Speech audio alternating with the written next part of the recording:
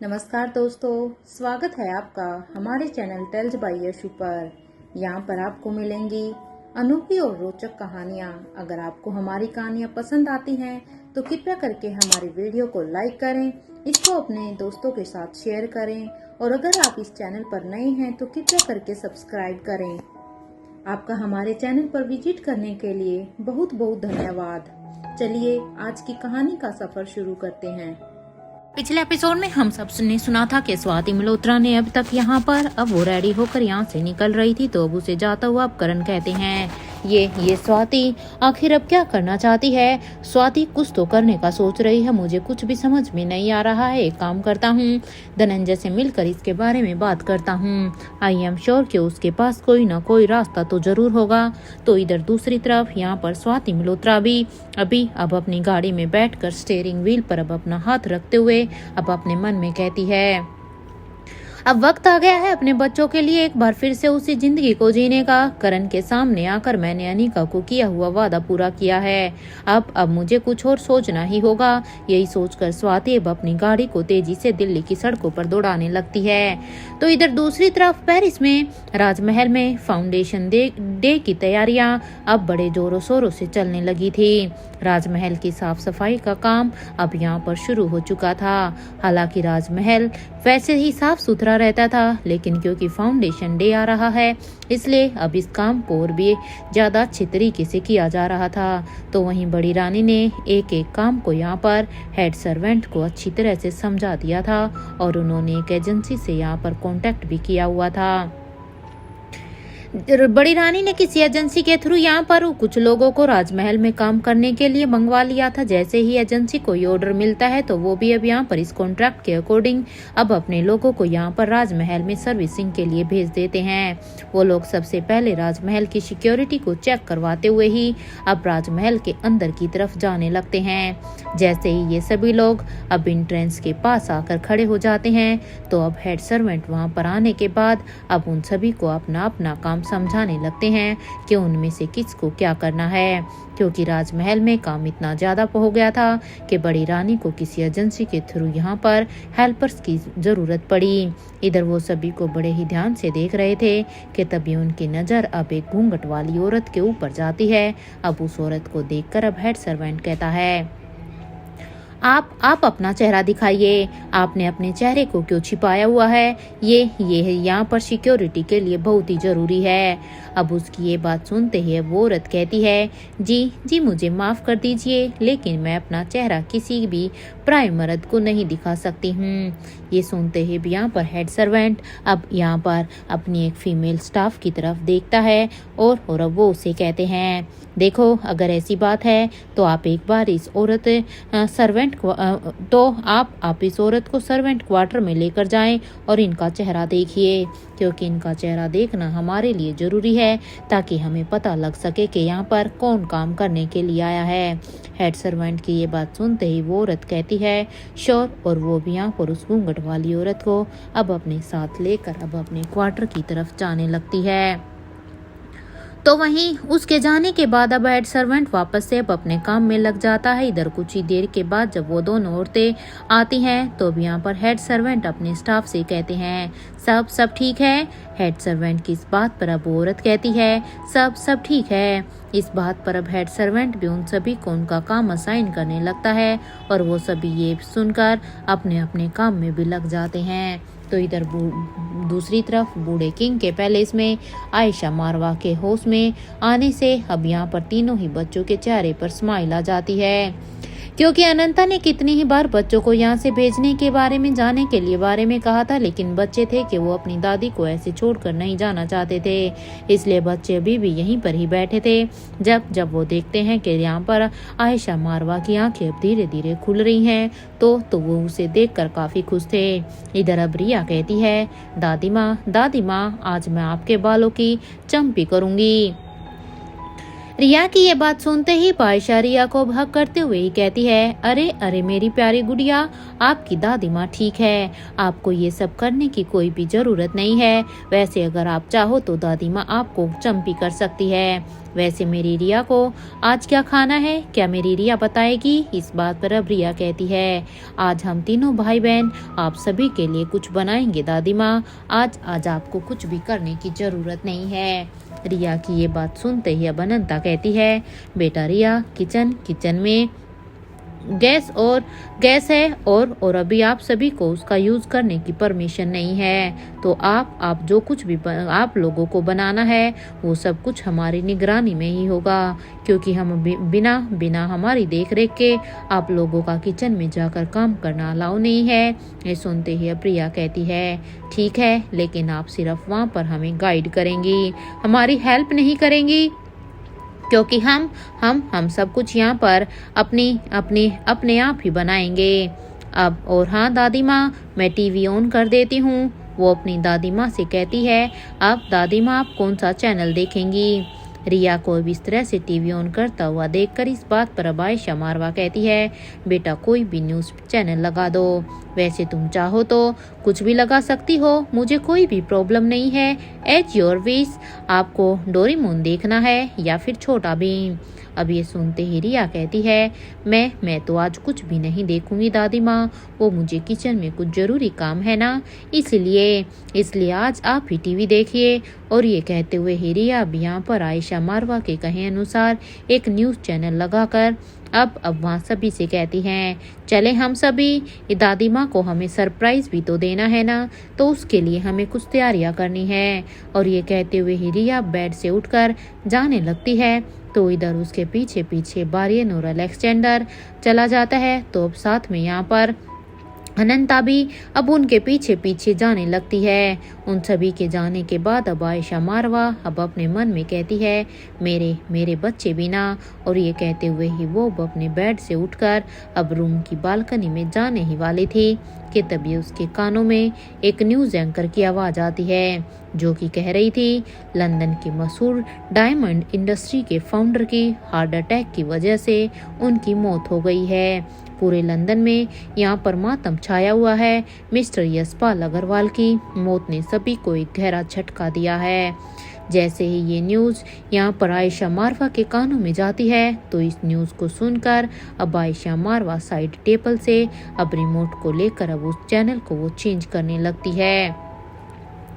जैसे ही आयशा मारवा अब इस न्यूज़ से अपने आप को बचाते हुए, क्योंकि वो इस न्यूज़ को बिल्कुल भी नहीं सुनना चाहती थी, वो यशपाल अग्रवाल के बारे में कुछ नहीं सुनना चाहती थी, इसलिए जैसे ही वो इस चैनल को चेंज करती है, तो यहाँ पर जितने भी चैनल आयशा मारवा चेंज करती जा रही थी, हर न्यूज़ चैनल पर बस एक ही न्यूज़ थी, वो थी यशपाल अग्रवाल की मौत की।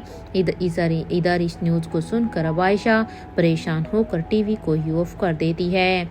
टीवी को ऑफ करने के बाद वो अपने रूम से बाहर निकलकर अब सीधा ही किंग के रूम की तरफ जाने लगती है, क्योंकि आयशा भी इस खबर को सुनकर बहुत ही परेशान हो चुकी थी। उसे बस अब अपने पापा से इसके बारे में बातें करनी थी। तो वहीं दूसरी तरफ इधर की किचन में रिया थाली में रखे हुए आटे को ही देख रही थी। उसे ऐसे देखकर अब अनंता कहती है, रिया इसे देखने से काम नहीं होगा, इसके लिए इसमें थोड़ा सा पानी डालिए, क्योंकि जब तक आप इसमें पानी नहीं डालेगी तब तक ये पूरी तरह से गूंद कर तैयार नहीं होगा। अनंता की ये बात सुनते ही रिया कहती है, मैं अपने फ़ोन पर वीडियो देख रही हूँ, आप मुझे बताइए कि मैं इस आटे में कितना पानी डालूं, क्योंकि मुझे तो ये ही नहीं पता है कि इसमें पानी कितना डालना है। रिया की ये बात सुनते ही अब अनंता कहती है, बेटा रिया, ये काम मैं कर लूँगी, आप बस ये ड्राई फ्रूट को कट कर दो, और हाँ, एकदम फाइन चॉपिंग करना। आप अपने भाई अलेक्जेंडर को देखिए, वो वेजिटेबल्स को कितने अच्छे तरीके से चॉप कर रहा है। वैसे एक बात कहूँ, अलेक्जेंडर बहुत ही अच्छा काम कर रहा है, और आर्यन को भी मसालों की बहुत ही अच्छी तरीके से समझ हो गई है, बिल्कुल अपने बड़ी के जैसे। अब उसकी इस बात पर अब यहाँ पर आर्यन कहता है, जब मैं यहाँ पर आया था तो बड़ी ने पहला टास्क मुझे यही दिया था, और इतना ही नहीं, मेरी आंखों पर पट्टी बांधकर मुझे स्मेल कर करके पहचानने के लिए वो मुझे कहते थे कि आखिर ये कौन सा मसाला है। इसलिए आज मुझे इन सभी की नॉलेज है, क्योंकि मेरे बड़ी ने मुझे बड़ी ही अच्छी तरीके से तैयार किया है। इधर ये सुनते ही अब रिया कहती है ये तो गलत बात है। बड़ी ने मुझे ऐसा कुछ भी नहीं सिखाया है। हाँ, उन्हें मुझे भी तो ये सब कुछ सिखाना चाहिए था ना। मेरे दोनों भाई कितना परफेक्टली काम कर रहे हैं और मुझे तो ये सब कुछ भी करना नहीं आता है। भला मैं ही ऐसे कैसे रह जाती हूँ। इधर ये सुनते ही अनंता के चेहरे पर एक स्माइल आ जाती है, क्योंकि आज रिया को अपने बड़ी से बहुत ही परेशानी हो रही थी। और अब वो कहती है अब मेरी रिया को मैं सब कुछ सिखा दूंगी। अब खुश, तुम्हें चिंता करने की बिल्कुल भी जरूरत नहीं है, और वो भी पूरी तरह से परफेक्टली। इस बात पर अब रिया कहती है पक्का आप मुझे भी सब कुछ सिखाएंगी। रिया की इस बात पर अनंता कहती है पक्का प्रॉमिस, क्योंकि मैं एक बार जब अपना प्रॉमिस कर देती हूँ तो मैं अपने प्रॉमिस को अच्छी तरह से पूरा भी करती हूँ। मैं अपने प्रॉमिस को जरूर निभाऊंगी। अब चलो, मैंने जो आपको भी काम दिया है ड्राई फ्रूट्स को कट करने का, अभी आप वो करो, क्योंकि हमें आयशा के लिए यानी कि तुम्हारी दादी माँ के लिए खीर भी तो बनानी है ना। अनंता की इस बात पर रिया कहती है वो तो मैं ही बनाऊंगी, और आप मुझे बस इंस्ट्रक्शन देना, और अगर मैं कुछ भी गलत करूं तो मेरी हेल्प भी कर दीजिएगा। रिया की ये बात सुनते ही अब अनंता कहती है आप शुरू तो कीजिए, मैं हूं ना। यहाँ पर बच्चे अभी अपने काम में लग जाते हैं। जहाँ बच्चे अपने हर एक काम को बड़े ही अच्छी तरीके से कर रहे थे, तो वहीं अनंता भी अब उन्हें अच्छी तरीके से गाइड कर रही थी। तो इधर दूसरी तरफ इंडिया में, दिल्ली में रोहित के विला में वो सभी अब एक दूसरे को ही देखते हैं। इधर अब धनंजय राहुल से कहता है कहाँ पर है। इस बात पर अब राहुल कहता है ताऊ जी वो नीचे बेसमेंट में है, हमने उन्हें बेसमेंट में रखा है। ये सुनते ही वो सभी अब वहाँ से जाने लगते हैं। तो वहीं भूमिका बार अब अपने फोन को ही देख रही थी कि कहीं निखिल तो यहाँ पर नहीं आ गया है। लेकिन जब निखिल का कोई भी कॉल नहीं आया था। इधर कुछ देर के बाद जैसे ही वो सभी अभी बेसमेंट में जाते हैं, तो यहाँ पर सामने धर्मराज मारवा को देखकर अब महेंद्र पीरामल अब अपने भाई के पीछे छुप जाते हैं, क्योंकि यहाँ पर धर्मराज मारवा को देखकर भी महेंद्र को उतना ही डर लग रहा था जितना कि उसे देवराज गुलेरिया को देखकर लग रहा था। इधर अपने पापा को सामने देखकर अब धनंजय कहते हैं वैसे मेरे बच्चों ने आपकी खातिरदारी करने में कोई कमी तो नहीं छोड़ी है ना। धनंजय ने जैसे ही ये कहा तो उसकी ये बात सुनते ही धर्मराज मारवा उसकी तरफ देखते हैं और कहते हैं तुम मुझे कभी भी नहीं मार सकते हो धनंजय, और हाँ मैं यहाँ पर ज्यादा देर तक नहीं रुक पाऊंगा। भले ही तुम सब मुझे रोकने की कितनी ही कोशिश क्यों ना कर लो। इधर ये सुनते ही अब महेंद्र पीरामल अब अपनी जगह पर ही खड़े रहकर कहते हैं बूढ़े तुम मरेगा तो जरूर, और हाँ तेरी मौत पर तो मैं डांस भी करूंगा, ठीक वैसे ही जब वो नागिन मरी थी। इधर महेंद्र की इस बात को सुनकर अब धर्मराज मारवा कहते हैं तुम्हें और राजीव को सरजी जिंदा नहीं छोड़ेंगे। तुम डांस तो तब करोगे ना जब तुम दोनों जिंदा रहोगे। इधर ये सुनते ही अब महेंद्र कहते हैं सर जी जो करेंगे वो हम देख लेंगे, उसकी चिंता करने की तुम्हें जरूरत नहीं है, लेकिन भाई आपको छोड़ेंगे नहीं। ये सुनते ही अब यहाँ पर धनंजय कहता है रानी माँ ने तो आपकी मौत तय नहीं की, लेकिन हाँ एक बात ये भी है कि आपके पाप का घड़ा भर चुका है। आपके जुल्म बहुत हो चुके हैं, आपने बहुत सारे षड्यंत्र आप अब तक रच चुके हैं। इस बात पर अब धर्मराज कहते हैं तुम मुझे नहीं मार सकते हो धनंजय, अपने ही हाथों से अपनी माँ की मांग के सिंदूर को तुम नहीं मिटा सकते हो, ये बात मैं अच्छी तरह से जानता हूँ। इधर यहाँ पर इसकी ये बात सुनते ही अब धनंजय कहते हैं आपको मैं नहीं मार सकता हूँ, ये बात अब आपने बिल्कुल सही कही है, क्योंकि इसमें कोई भी दो राय नहीं है। भले ही उन्होंने मुझे नहीं पाला है, लेकिन हाँ वो मेरी माँ है, इसलिए मैं उनके मांग के सिंदूर को अपने हाथों से नहीं मिटाऊंगा। लेकिन कोई और तो है जो आपको मार ही सकता है, और वो आपको मारने से पहले बिल्कुल भी नहीं सोचेगा। और ये कहते हुए ही वो महेंद्र के पास थोड़ा सा झुक कर कहते हैं मेरी बात को ध्यान से सुनो। इधर ये कहते हुए ही अब वो महेंद्र को अपनी सारी बातें बताने लगते हैं। इधर धनंजय की सारी ही बातों को बड़े ही ध्यान से सुनने के बाद अब महेंद्र कहता है आर यू श्योर भैया। लेकिन अब यहाँ पर महेंद्र की इस लेकिन की बात पर अब धनंजय कहते हैं देखो महेंद्र, तुम चिंता मत करो, इस काम में स्वाति हमारी हेल्प करेगी, तुम्हें बिल्कुल भी घबराने की जरूरत नहीं है। ये सुनते ही अब महेंद्र कहता है, अरे भैया, उस स्वाति मल्होत्रा का तो पहले से ही टॉप फ्लोर खाली है, उसे कुछ याद कहाँ है। अरे वो तो सब कुछ भूल गई है। अरे वो तो आपके दोस्त की किस्मत अच्छी थी कि उसकी बेटी ने इन दोनों की शादी करवा दी, वरना उसकी तो पूरी की पूरी याददाश्त खाली हो चुकी है। लेकिन आप जो कह रहे हैं वो पॉसिबल नहीं है। महेंद्र को अब इस तरह से पीछे हटता हुआ देखकर ये सुनते ही अब धनंजय कहते हैं, तुमसे जितना कहा जाए ना महेंद्र, तुम बस उतना ही करो, उससे ज्यादा ना तुम्हें कहने की जरूरत है और ना ही ज्यादा सोचने की जरूरत है। इस बात पर अब महेंद्र कहते हैं, ठीक है भैया, जैसे आपकी मर्जी, मैं आपका काम कर दूंगा। इधर महेंद्र की बात को सुनकर अब धनंजय कहते हैं, बेटा राहुल, आप यहीं पर ही रहेंगे या फिर अभी हमारे साथ पेरिस चलेंगे। वो क्या है ना कि अभी हमें यहाँ से पेरिस के लिए निकलना है, क्योंकि वहाँ पर राजमहल में फाउंडेशन डे है। इस बात पर अब राहुल कहता है, ताऊ जी, मैं ब्रो से इसके बारे में बात करके आपको बताता हूँ। वैसे मुझे ताई जी से भी मिलना था, आप उनसे मिलने में क्या मेरी हेल्प करेंगे, क्योंकि मुझे इस बारे में ताई जी से भी बातें करनी है। अब राहुल की इस बात पर धनंजय पीरामल कहते हैं, मैं आयशा से बात करता हूँ कि वो तुमसे मिले। वैसे भी मुझे भी आयशा से बात करनी है। और यही सब सोचकर धनंजय वहाँ से जाने लगते हैं, तो वहीं उनके पीछे पीछे वो सभी भी जाने लगते हैं। ये सभी जब यहाँ पर धनंजय के पीछे पीछे जा रहे थे तो महेंद्र उनके पीछे जाते हुए ही एक बार फिर से पीछे धर्मराज मारवा की तरफ मुड़कर देखता है। वो भी उसे घूर घूर कर देख रहे थे और उन्हें देखते हुए हालांकि उसे डर भी लग रहा था, लेकिन वो अब अपने मन में कहते हैं, मुझे तो समझ में ही नहीं आ रहा है कि अब ये भाई करना क्या चाहते हैं। अरे वो इस बुड्ढे के साथ क्या करेंगे। अब मेरे पास कोई ऑप्शन भी नहीं है। मैं इस काम को करना भी नहीं चाहता, लेकिन मैं मना भी कैसे करूं।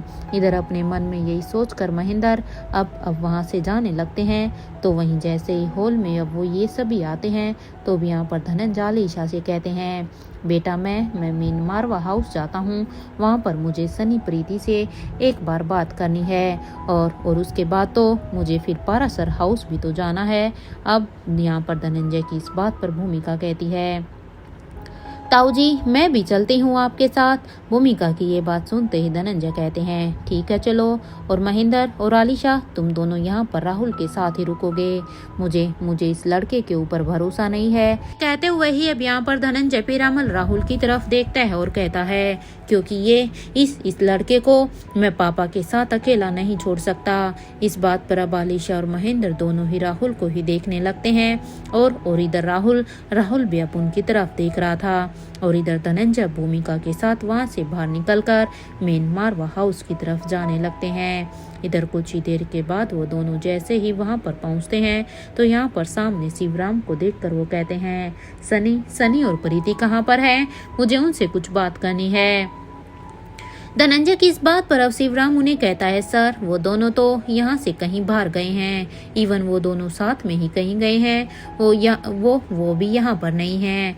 शिवराम की ये बात सुनते ही धनंजय भूमिका की तरफ देखते हैं और अब वो भूमिका से कहते हैं, तुम जरा फोन तो लगाओ उन दोनों को कि आखिर वो दोनों कहाँ पर गए हैं, क्योंकि मेरे पास ज्यादा समय नहीं है। इस बात पर अब भूमिका हाँ में अपना सिर हिलाती है और अब कहती है, जी ताऊ जी। और ये कहते हुए ही वो अब अपने फोन से सनी के नंबर को डायल कर देती है।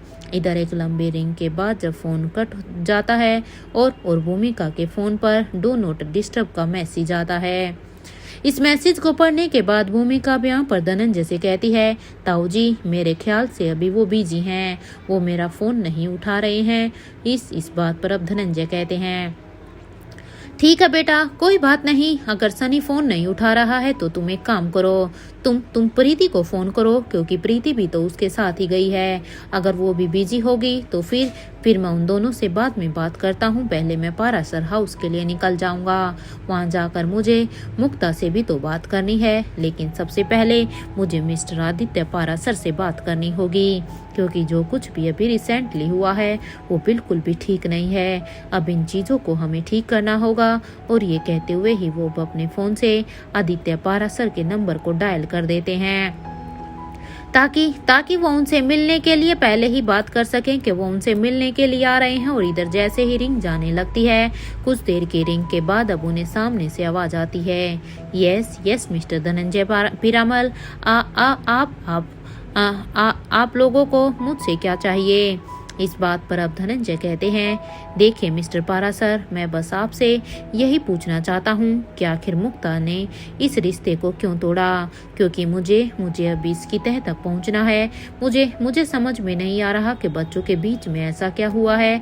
इस बात पर अब उन्हें जो भी बात सामने से पता चलती है उसे सुनकर तो मानो धनंजय के एकदम से ही होश उड़ गए थे। लेकिन अब वो यहाँ पर अपने आप को संभालते हुए आदित्य से कहते हैं, अगर ये बात थी तो आपको मारवा हाउस आकर माँ से इसके बारे में बात करना चाहिए था ना। इस बात से इस तरह से रिश्ता खत्म करने का तो कोई पॉइंट ही नहीं था। अब धनंजय की इस बात पर आदित्य पारासर कहते हैं, देखिए मिस्टर पीरामल, मैं अपनी बेटी को ऐसे घर में नहीं भेज सकता हूँ जहाँ पर वो कभी खुश नहीं रह सकती है, क्योंकि वो मेरी एक इकलौती बेटी है। अरे अपनी बेटी को पाल पोसने में मैंने अपनी पूरी जिंदगी झोंक दी है, और मैं अपनी बेटी की जिंदगी को इस तरह से बर्बाद नहीं कर सकता हूँ। मैंने अपनी बेटी को सेल्फ रिस्पेक्ट के साथ जीना सिखाया है। और एक बात, मेरी बेटी में कोई कमी नहीं है। मैं उसकी शादी एक गरीब परिवार में भी कर सकता हूँ, लेकिन मारवा परिवार में नहीं।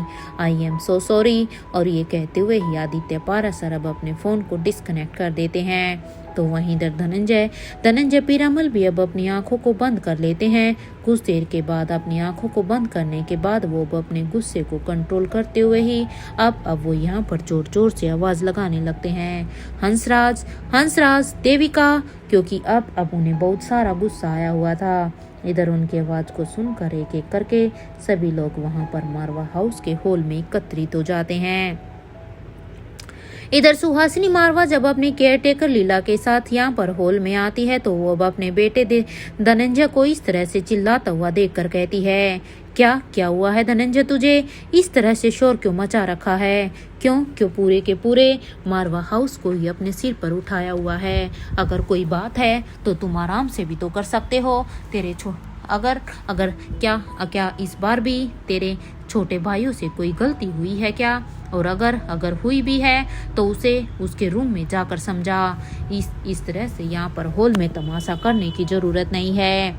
सुहासिनी मारवा की इस बात पर अब धनंजय कहते हैं, बस कीजिए माँ, बहुत हो गया है। माँ की ममता में आप इतनी अंधी हो गई हैं कि आपको सही और गलत कुछ भी समझ में ही नहीं आ रहा है। अरे क्या आपको अंदाजा भी है कि आपका ये महान बेटा क्या कर रहा है? अरे आपके इस महान बेटे ने क्या किया है? क्या आपको जरा भी इस बात की चिंता है? आप मुक्ता से नाराज थी और इसकी वजह से बस उसने सनी को बस एक फोन कॉल करके ही उसने इस रिश्ते को ही खत्म कर दिया। लेकिन माँ, क्या किसी ने भी इस परिवार में उस बच्ची के बारे में भी सोचा था? अरे अगर दिल हमारे बेटे का एक तरफ से टूटा था तो उस मासूम बच्ची का भी तो दिल टूटा था, क्योंकि उसने भी पूरी शिद्दत से सनी को चाहा था। वो भी पूरी शिद्दत से इसके साथ पूरे रीति रिवाज से शादी करने वाली थी। मुझे एक बार कोई बस ये कह दे कि इस परिवार के एक भी फैमिली मेंबर ने सनी और मुक्ता के रिश्ते को जोड़ने की कोशिश की थी, या फिर किसी ने भी उस वजह तक को जानने की कोशिश की थी कि आखिर ऐसा क्या हो गया था दोनों के बीच में, जो उस बच्ची ने शादी से कुछ दिन पहले ही अपने रिश्ते को खत्म कर दिया। अरे कोई भी लड़की, एक खानदान लड़की, वो कभी भी ऐसा कोई भी कदम नहीं उठाएगी। क्योंकि उसे अच्छी तरह से पता है कि महज कुछ दिन पहले ही, जबकि उसकी शादी फिक्स हो चुकी है, शादी की डेट तक निकल चुकी है, तब जब उसका कुछ दिन पहले ही रिश्ता टूटता है तो उसे उस समाज में ना जाने क्या क्या बर्दाश्त करना पड़ता है, कितनी जिल्लत सहनी पड़ती है। वो अपनी नजरों को उठाकर नहीं चल सकती। लेकिन इतना सब कुछ जानने के बाद भी उसने इस रिश्ते को खत्म कर दिया। क्या किसी ने ये सब जानने की कोशिश की? इधर अपने भाई की इस बातों को सुनकर अब यहाँ पर वरुण कहते हैं, भैया आप सही कह रहे हैं, लेकिन मैं अपने बेटे के दुख में उस बच्ची से मैंने पूछा ही नहीं। अरे अपने बेटे को दुख को देखकर मैं जो उस बच्ची का ख्याल ही नहीं आया। वैसे आपको क्या ये रीजन पता है कि आखिर उसने ऐसा क्यों किया? वरुण की इस बात को सुनकर अब धनंजय पीरामल अब अपने कदमों को गुस्से से हंसराज की तरफ बढ़ा देते हैं और इधर जैसे ही यहाँ पर धनंजय हंसराज के बिल्कुल सामने जाकर खड़े होते हैं तो वो यहाँ पर उसे बिना कुछ कहते ही एक जोरदार थप्पड़ भी अपने भाई के गाल पर मारते हुए ही कहते हैं, ऐसा क्यों किया तुमने? जवाब दो मुझे। हाँ जवाब दो यहाँ पर सभी को, क्यों किया तुमने ऐसा और क्या मिल गया तुम्हें? यहाँ पर धनंजय ने ये पूछा ही था कि तभी अब यहाँ पर देविका, जो कि ये सब देख रही थी, देविका को ये सब देखकर बहुत ही गुस्सा आता है कि किस तरह से धनंजय ने यहाँ पर हंसराज के ऊपर हाथ उठा दिया था। इसलिए देविका बीच में बोलते हुए कहती है, भैया ये क्या तरीका है अपने भाई को थप्पड़ मारने का? अरे वो कोई छोटा बच्चा नहीं है जो आपने उसे उस तरह से थप्पड़ मार दिया। देविका की ये बात सुनते ही अब धनंजय कहते हैं, तुम तो अपना मुंह बंद ही रखो। अगर तुम औरत नहीं होती ना तो मैं तुम्हें भी उसी तरह से जवाब देता जिस तरह से भी तुम्हारे इस सो कोल्ड पति को दिया है। अब मुझे बस चुपचाप ये बताओ कि आखिर ऐसी कौन सी मुसीबत तुम दोनों के ऊपर आ गई थी जिसकी वजह से तुम दोनों पारासर हाउस गए थे? अब क्या तुम मुझे बताओगे? इधर यहाँ पर धनंजय की इस बात पर हंसराज और देविका दोनों ही बस हैरानी से एक दूसरे को देखने लगे थे, क्योंकि यहाँ पर धनंजय ने साफ उनसे पारासर हाउस जाने का रीजन पूछ लिया था, जिसे सुनकर वो समझ गए थे कि शायद धनंजय को भी यहाँ पर सब कुछ सारी बातों का पता चल गया है। जहाँ एक तरफ मारवा हाउस में ये सब कुछ ड्रामा चल रहा था तो वहीं दूसरी तरफ अब एक शख्स अपनी गाड़ी को इधर लंदन की सड़कों पर दौड़ा रहा था। जैसे उस शख्स की गाड़ी लंदन के पास एक गांव को क्रॉस करते हुए एक जंगल के पास आकर रुकती है तो उस गाड़ी में से अब एक शख्स बाहर निकलकर अब उस जंगल के अंदर जाने लगता है। कुछ ही देर के बाद वो शख्स एक बड़े बरगद के पेड़ के सामने आता है और वो अब उस पेड़ के पास जाकर वहां पर बने 2 होल में अपने गॉगल्स को हटाकर अब अपनी आंखों को स्कैन करता है। इधर कुछ ही देर में अब उस पेड़ का दरवाजा खुल जाता है। जैसे उस पेड़ का दरवाजा खुलता है तो आदमी अब उस पेड़ के अंदर चला जाता है और जैसे ही वो शख्स अब अंदर आया तो वो दरवाजा फिर से अपने आप ही ऑटोमेटिक बंद हो गया था और सामने से देखने पर वो बस एक सिंपल सा पेड़ ही दिखाई दे रहा था और अब कोई भी यहाँ पर अंदाजा भी नहीं लगा सकता था कि उस पेड़ के अंदर कोई रह सकता है। वो शख्स अब जैसे ही यहाँ पर अंदर आया तो उसे भी यहाँ पर एक आवाज आती है, अपनी मौत की खबर फैलाकर यहाँ पर आने का क्या मतलब है तुम्हारा? अब इस बात पर उस शख्स ने कहा, आपको तो ये सब कुछ ही पता है ना? हाँ भला आपसे क्या छुपा है? इस बात पर अब उसे सामने से आवाज आती है, काफी लंबा सफर तय करके आए हो तुम, बैठो। और ये सुनते ही वो शख्स कहता है, इस तरह से अंधेरे में कैसे? अरे मुझे तो ये समझ में नहीं आता है कि आप इस अंधेरे में कैसे रह लेती हैं? क्या आपको बाहर की दुनिया को देखने का मन नहीं करता है क्या? इस बात को सुनने के बाद अब यहाँ पर अब वो औरत कहती है, बोलो मत कि मैं यहाँ पर अंधेरे में रहती हूँ। और क्योंकि यहाँ पर उस औरत की सिर्फ आंखें ही दिखाई दे रही थी और वो कहती है, मैं अंधेरे में रहती हूँ इसलिए तुम सभी उजाले में हो। वैसे सुना है कि वो स्वाति मल्होत्रा जिंदा है। इस बात पर अब वो शख्स कहता है, आप बिल्कुल सही कह रही हैं, वो जिंदा है। इस बात पर अब औरत कहती है, अगर वो जिंदा है तो वो किंग कैसे मर सकता है? कभी सोचा है तुमने? क्योंकि अगर स्वाति जिंदा है तो ये भी तो हो सकता है ना कि वो किंग भी जिंदा हो। और एक बात, इतने साल हो गए हैं, तुम अभी तक अनंता और किंग की बेटी तक नहीं पहुँचे हो। और हाँ, मेरे पास जरा उसे बड़ी रानी को लेकर तो आना, मिलना चाहती हूँ मैं उसे। मैंने सुना है कि वो बिल्कुल मेरी। अब उसने इतना कहते हुए ही वो एकदम से ही खामोश हो जाती है। और अब वो कहती है, अपने आदमियों को काम पर लगा दिया है ना। इस बात पर अब वो शख्स कहता है, आपको चिंता करने की जरूरत नहीं है, सब कुछ हमारे प्लान के अकॉर्डिंग ही चल रहा है। इस बात पर अब वो औरत कहती है, तुम लोगों को अपने ड्रग को पूरा करने में वो 3 बहन भाई चाहिए थे ना, और मुझे खुद के लिए वो गोल्डन ड्रग चाहिए। जाओ जाओ जाकर पता लगाओ कि उस किंग ने गोल्डन ड्रग का क्या किया। और एक बात, तुम मिलना चाहोगे शीला 2.0, प्रत्युष 2.0 और सूर्या 2.0 और हाँ, रघुवीर 2.0 से। ये सुनते ही वो शख्स कहता है, इसका मतलब कि राजेश्वर का एक्सपेरिमेंट पूरा हो गया। अब इस बात पर अब वो औरत कहती है, हाँ हो गया है, और वो सभी अब पहले से भी ज्यादा खतरनाक हो गए हैं, क्योंकि उनका दोबारा जन्म हुआ है। लेकिन इस बार वो सभी इंसान नहीं हैं, बल्कि, और ये कहते हुए ही वो औरत अब जोर जोर से हंसने लगती है। इधर कुछ देर हंसने के बाद अब वो औरत फिर से कहती है, हमारी दुनिया में मरे हुए लोग भी बहुत कम ही होते हैं, वैसे तुम चाहो तो उन लोगों से मिल सकते हो। इस बात पर अब वो शख्स कहता है, हम उन्हें राजमहल के फाउंडेशन डे पर भेजेंगे। रानी साहिबा को एक गिफ्ट देना तो बनता ही है ना, क्योंकि उनका फाउंडेशन डे है। ये सुनते ही अब वो औरत कहती है, इस बार हमारे वार का उनके पास कोई भी जवाब नहीं होगा, क्योंकि इस बार हमारा वार इतना ताकतवर होगा। इधर उसकी उस बात पर अब वो शख्स कहता है, हमें प्लान बी भी बनाना होगा, क्योंकि हम सिर्फ एक प्लान के ऊपर डिपेंड नहीं रह सकते हैं। दुश्मनों की टीम कमजोर नहीं है, हमें अपना हर एक कदम अब फूक कर रखना होगा।